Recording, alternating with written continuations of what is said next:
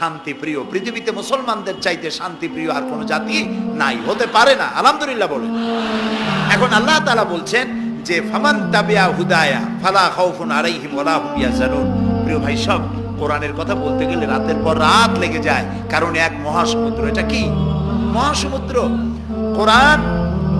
এই কোরআন আল্লাহ তাআলা আমাদেরকে শুধু তেলাওয়াত করতে পাঠান নাই। আমাদের অভ্যাস হয়েছে যে খালি তেলাওয়াত করি, মুখস্থ করি। দেখেন না, রমজান মাস শেষ হয়ে গেলে পরে বন্ধু বান্ধব আত্মীয় স্বজন সব এক জায়গায় বসে এক একজন গল্প করে, ভাই আমার পুত্রবধূ 13 খতম, আমার বউ 7 খতম, আমার নাতনি 11 খতম, আর আমি এমনি খতম হয়ে গেছি।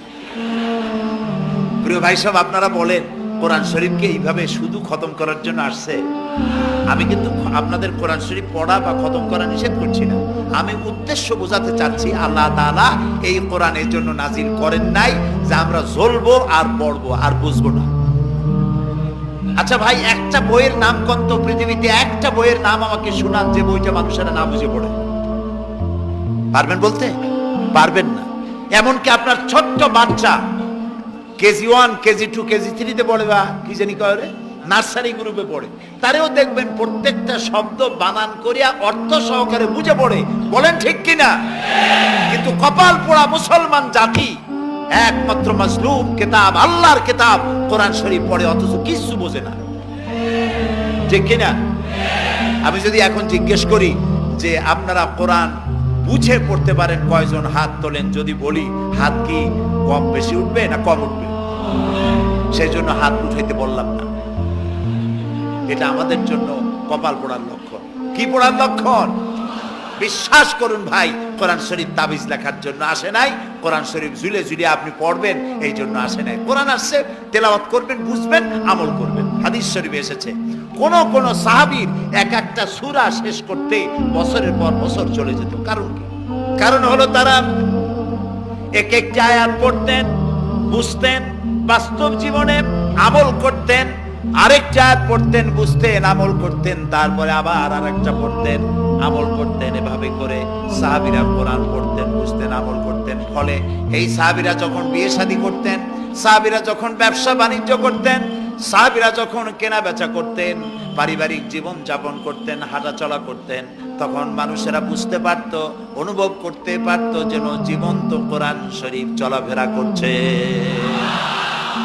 কোরআন জাতির কাছে তাদের আমলের মধ্যে পরিবর্তন আসতে হবে। তো এরকম একটা বৈপ্লবিক কিতাব যাদের কাছে, তাদের তো আমলের মধ্যে পরিবর্তন আসবে। কি পরিবর্তন আসবে?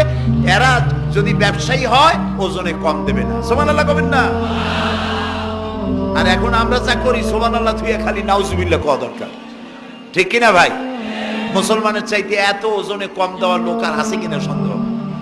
ওজনে দেবে কম, খাদ্যে দেবে ভেজাল, সাক্ষী দেবে তো মিথ্যা সাক্ষী দেবে, ওয়াদা খেলাপ করবে, আমানতের খেয়ানত করবে, এরপরে ধার করবে, টাকা শোধ করবে না। ছেলে দিয়ে বলো আব্বা বাড়ি নেই।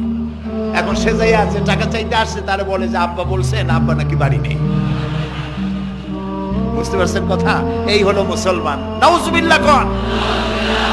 এই জন্য আল্লাহ তাআলা নবী বলেছেন ওয়ামান আমেলা বিহি উজরা, যে ব্যক্তি কোরআন পড়বে, আমল করবে, আল্লাহ তাকে পুরস্কার দিবেন। কোথায় কোথায় দেবেন কোন তো?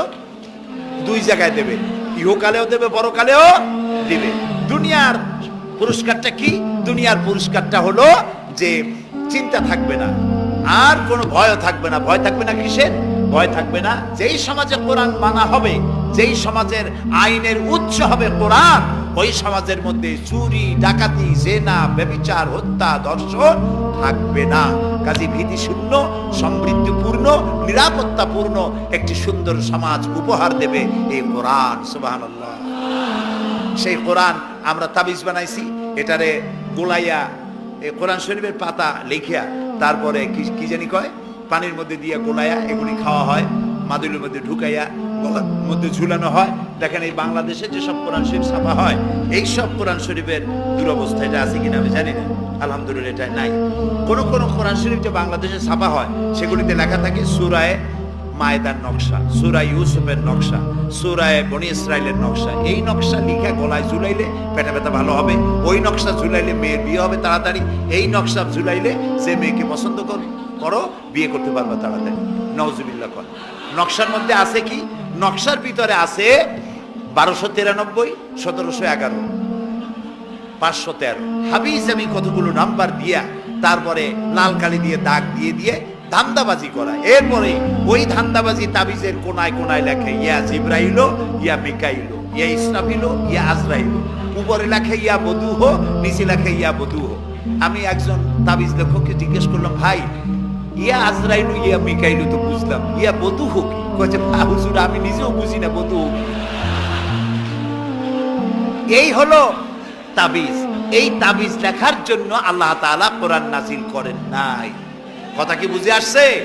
তাবিজের জন্য আসে নাই, তদবিরের জন্য আসে নাই, শুধু পড়ব এজন্য আসে নাই। কোরআন এসেছে বোঝার জন্য, তেলাওয়াতের জন্য, বোঝার জন্য, কোরআন অনুযায়ী জীবন গড়ার জন্য। আল্লাহর নবী তাই বলেন, ওয়ামান আমিলা বিহি উজরা, কোরআন শরীফ যে পড়বে আর আমল করবে দুনিয়ায় শান্তি দেওয়া হবে, আখিরাতেও পুরস্কৃত করা হবে। আখিরাতের পুরস্কারটা কি? নবীজি বলেছেন, মান ক্বারাআল কুরআনা ফাস্তাযহারাহু ফাহাল্লা হালালাহু ওয়া হাররামা হারামাহু আদখালাহুল্লাহুল জান্নাহ ওয়া শাফাআহু ফি আশরাতিন মিন আহলি বাইতিহি কুল্লুহুম ক্বাদ ওয়াজাবাত লাহুন নার। সাদাকান নবী সাল্লাল্লাহু আলাইহি ওয়াসাল্লাম।